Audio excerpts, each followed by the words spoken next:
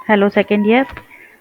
First paper छोड़ के मैं सेकेंड पेपर पे आई हूँ क्योंकि इसमें ज़्यादा चीज़ें थ्योरेटिकल हैं। तो पहला टॉपिक जो है इसमें है जंतुओं का भूविज्ञानिक वितरण या जियोलॉजिकल डिस्ट्रीब्यूशन ऑफ एनिमल्स। तो धरती पे जितने भी एनिमल्स हैं वो किस तरह से वितरित हैं उसको हमें पढ़ना है दोनों तरह से। तो पहला टॉपिक है जियोलॉजिकल, मतलब कि जब से धरती की उत्पत्ति हुई है तब से समय से आज के समय में जो भी जानवर पाए जाते थे उनको कई एराज में बांटा गया है, 6 महाकल्पों में बांटा गया है।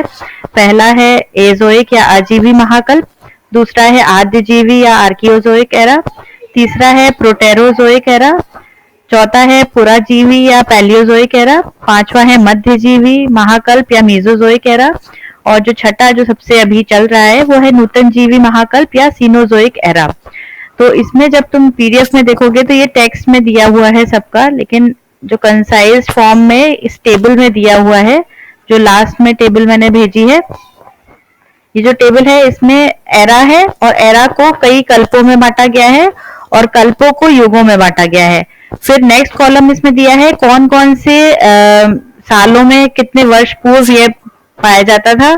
उस टाइम पे जो महाकल्प है उसमें कौन से मतलब जो जलवायु या क्या क्या घटनाएं हुई, उसके बाद कौन से जंतु थे जो तब पाए जाते थे, और लास्ट जो कॉलम है वो बता रहा है कि कौन से पेड़ पौधे थे जो उस समय में पाए जाते थे।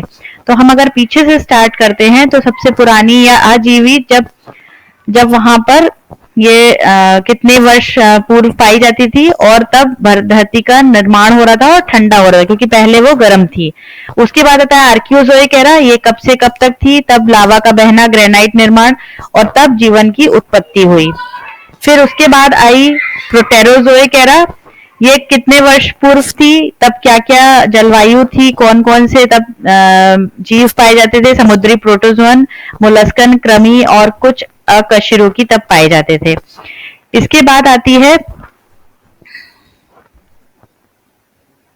पुराजीवी या पैलियोजोइक एरा, जो कि कई सारे कल्पों में बटी हुई है, जैसे कि Permian, Carboniferous, Devonian, Silurian, Ordovician. ये कब से कब तक पाई जाती थी, इनकी जलवायु क्या थी, उस टाइम पे कौन से जीव पाए जाते थे, जंतु पाए जाते थे और कौन सी पेड़ पौधे पाए जाते थे। इसी तरह से सारे इनके पढ़ोगे। जो ये सारे एराज हैं या पीरियड्स हैं, इसमें एज ऑफ फिश लिखा है। इसका मतलब कि इस टाइम जो मछलियां थी वो बहुत अधिक संख्या में पाई जाती थी, इसलिए इस पीरियड को एज ऑफ फिशेस कहा गया है। इसके बाद जब हम इसके आगे बढ़ेंगे तो पीरियड जो हम पढ़ रहे थे ये था पैलियोजोइक। उसके बाद आता है मीजोजोइक, जो कि क्रिटेशियस, जुरासिक और ट्रायासिक में बटा हुआ है। ये वाला जो युग था वो एज ऑफ रेप्टाइल्स कहलाता है। इस टाइम रेप्टाइल्स बहुत अधिक संख्या में पाए जाते थे। कौन से वर्ष से कौन से वर्ष में था, इसकी जलवायु कैसी कैसी थी, कौन कौन से इसमें जीव पाए जाते थे और कौन कौन से इसमें पेड़ पौधे पाए जाते थे। उसके बाद आगे बढ़ते हैं तो आता है सीनोजोइक एरा या नूतन जीवी एरा।